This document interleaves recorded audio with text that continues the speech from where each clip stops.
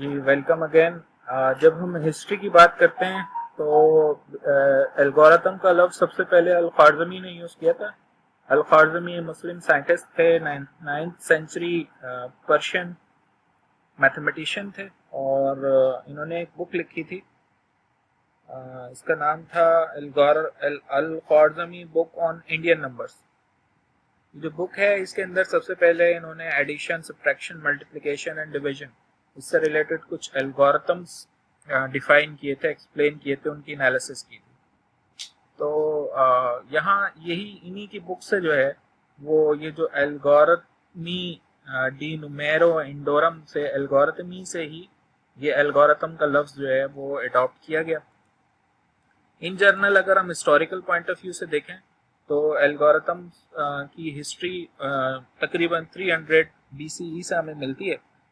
300 BCE में basically Euclid ने अपना एक एल्गोरिथम बनाया था। ये एल्गोरिथम था ग्रेटेस्ट कॉमन डिवाइजर के लिए ये इन्होंने एल्गोरिथम बनाया था। तो आज जो हम बच्चे स्कूल में पढ़ते हैं GCD निकालने के लिए जो अप्रोच यूज़ करते हैं उससे बहुत फास्ट और बेहतर एल्गोरिथम है। आज भी ये यूज़ होता है और सिखाया जाता है।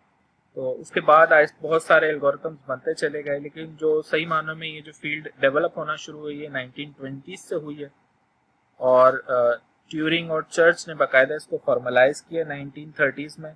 और उसके बाद फिर बहुत सारे इंपॉर्टेंट एल्गोरिथम्स डिस्कवर किए गए और वही सारे एल्गोरिथम हम इस कोर्स के अंदर सारे तो नहीं, बहुत जो इम्पोर्टेंट एल्गोरिथम्स हैं वो हम यहाँ पर डिस्कस करेंगे। कुछ एल्गोरिथम्स के बारे में डिफरेंट लोगों का पॉइंट ऑफ व्यू हम यहाँ पर देख लेते हैं। फ्रांसिस सॉलिवन ये मशहूर साइंटिस्ट हैं। ये कहते हैं कि for me great algorithms are the poetry of computation. Just like words they can be terse, elusive, dense and even mysterious, but once unlocked they cast a brilliant new light on some aspect of computing। तो यहाँ पे जो concept है वो है basically जो इनकी बात का जो मेन पॉइंट है वो है poetry of computation. Algorithms are poetry of computation. इसी तरीके से डोनाल्ड नथ साहब हैं, इनकी शक्ल भी आपको यहाँ पे नज़र आ रही है। तो अब अगर आप देख लें कि एल्गोरिथम पढ़ के क्या हाल हो जाएगा आपका। बहरहाल तो algorithm must be seen to be believed, ये इनका मशहूर जुमला है। और इसके अलावा एक और ख़ास बात ये कहते हैं कि a person does not really understand something until after teaching it to a computer. यानी अगर आप कोई चीज़ समझ गए हैं तो आप नहीं समझे हैं जब तक कि वो आप किसी और को ना समझा दें, तब जाके वो बात आपको समझ में आती है। और स्पेशली अगर आपने उसको किसी कंप्यूटर को समझा दिया है तो कंप्यूटर को समझाने से मतलब है कि उसने आपने उसका प्रोग्राम लिख दिया, उसका कोड लिख दिया, तो अब आप उसको अच्छे तरीके से समझ चुके हैं। लेकिन ये आपने खुद लिखना है। इसका मतलब ये नहीं है कि आपने कोई एल्गोरिथम कहीं से कॉपी किया और फिर उसको पेस्ट कर दिया तो अब आप उसको समझ गए। इसका मतलब ये है कि आपने खुद वो कोड लिखा है। इसी तरीके से क्रिएटर ऑफ लिनक्स बहुत मशहूर हैं और इनके ये फरमाते हैं जनाब कि I will in fact claim that the difference between a bad programmer and a good one is whether he considers his code और his data structures more important. यानी गुड प्रोग्रामर और बैड प्रोग्रामर में जो difference है वो basically data structure और algorithms का है। मजीद ये फरमाते हैं जनाब कि bad programmers worry about the code, good programmers worry about data structures and there relationships. तो जो मेजर डिफरेंस है between good and bad programmers वो बेसिकली डेटा स्ट्रक्चर्स और एल्गोरिथम्स का है। इसी तरीके से निकोलस वर्थ साहब हैं, इन्होंने एक बुक लिखी थी algorithms plus data structure equals to programs. तो ये भी बहुत मशहूर बुक है, आपको अगर इंटरनेट पर सर्च करें तो आपको मिल जाएगी। इसी तरीके से एवी विक्टरसन साहब फरमाते हैं कि common language for nature, human and computer is algorithms. यानी हम नेचर में भी देखें तो आपको जगह जगह एल्गोरिथम्स नजर आते हैं। एक इंसान के ऊपर भी गौर करें तो उसमें भी बेतहाशा एल्गोरिथम लिखे हुए हैं। इसी यानी हम जो चलते भी हैं ना तो वो एक एल्गोरिथम की बेसिस पे चलते हैं, एक खास पैटर्न है जिस पर हम चलते हैं। कब हमें रुकना है, कब हमें चलना है, इसी तरीके से जब हम बोलते हैं तो वो भी एक एल्गोरिथम है, इसी तरह जब हम लिखते हैं तो लिखना भी एक एल्गोरिथम है, और जब हम कुछ सुनते हैं तो वो भी किसी एक एल्गोरिथम की बेसिस पे हम सुनते हैं। इसी तरह कंप्यूटर्स के अंदर भी जितने भी टास्क परफॉर्म होते हैं वो सारे एल्गोरिथम्स हैं। एक प्रिंटर अगर प्रिंट कर रहा है तो वो एल्गोरिथम की बेस पर प्रिंट कर रहा है, और वो किस तरह प्रिंट कर रहा है, एक नेटवर्क के ऊपर कंप्यूटर बहुत सारे मौजूद हैं और प्रिंटर उनसे अटैच है, तो किसका उसने पहले प्रिंट करना है, किसका बाद में प्रिंट करना है, ये सब एल्गोरिथम्स हैं जनाब, ये सब कोडिंग है एल्गोरिथम्स। एक फॉर्मल डेफिनेशन हम यहाँ पर देख लेते हैं रिलेटेड टू एल्गोरिथम, और वो डेफिनेशन ये है कि well ordered collection of unambiguous and effectively computable operations that when executed produces a result and halts in a finite amount of time। तो ये एक फॉर्मल डेफिनेशन है, well ordered collection of unambiguous and effectively computable operations, और जब उनको execute किया जाता है तो वो कोई रिजल्ट देते हैं, और वो रिजल्ट एक फाइनाइट अमाउंट ऑफ टाइम के बाद रुक जाता है, हॉल्ट हो जाता है। इसी तरीके से एक और डेफिनेशन आप यूज कर सकते हैं कि procedure for solving a mathematical problem in a finite number of steps that frequently involves repetition of an operation.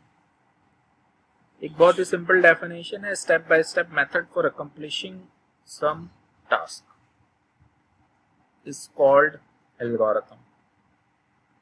ये सारी डेफिनेशंस हैं, और इन डेफिनेशंस के जो अंदर आप देखेंगे तो बात सिंपल है, बात वही है जो हर डेफिनेशन में आ रही है।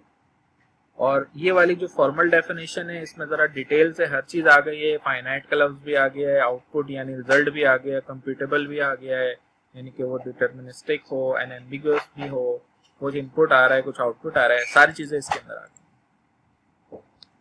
तो अब ये सवाल उठता है कि भाई ये कोर्स हम क्यों कर रहे हैं, तो सिंपल इसका आंसर है, इसका इम्पैक्ट बहुत ब्रॉड है, फॉर रीचिंग है, रूट्स इसके बहुत पुराने हैं, अपॉर्चुनिटीज इसके अंदर बहुत ज्यादा हैं। इसमें हम प्रॉब्लम्स को सॉल्व करते हैं, उन प्रॉब्लम्स को सॉल्व करते हैं जिनको किसी और तरीके से एड्रेस नहीं किया जा सकता। थोड़ा सा ये मुश्किल है, स्टिमुलेशन इंटेलेक्चुअल पीपल के लिए है, ये आसान नहीं है। यानी अगर आप इसका प्री रिक्विजिट देखें तो वो डेटा स्ट्रक्चर है, डेटा स्ट्रक्चर का pre requisite object oriented programming है, ऑब्जेक्ट ओरिएंटेड का प्री रिक्विजिट ज़ाहिर कंप्यूटर प्रोग्रामिंग है। तो इतने सारे स्टेप्स से गुजरने के बाद आप यहाँ पहुंचे हैं, तो अब आप इस लेवल पर हैं कि इस कोर्स को समझ सकते हैं। एक प्रोफिशिएंट प्रोग्रामर अगर आपको बनना है, एक अच्छा प्रोग्रामर अगर आपको बनना है, तो ये कोर्स आपके लिए बहुत ज़्यादा इम्पोर्टेंट है। और इस कोर्स को समझने के बाद एक कंप्यूटर साइंटिस्ट का, एक ग्रेजुएट अंडर ग्रेजुएट स्टूडेंट का माइंड रिलेटेड टू प्रोग्रामिंग थोड़ा सा खुलता है, ओपन होता है, उसको चीज़ें कुछ समझ में आती हैं कि ये चीज़ें, ये फलां चीज़ कैसे चल रही है, फलां चीज़ कैसे चल रही है। जब वो डिफरेंट चीज़ों को एक ओपन होते हुए, खुलते हुए देखता है, तो फिर उसके जहन में मजीद आइडियाज आते हैं।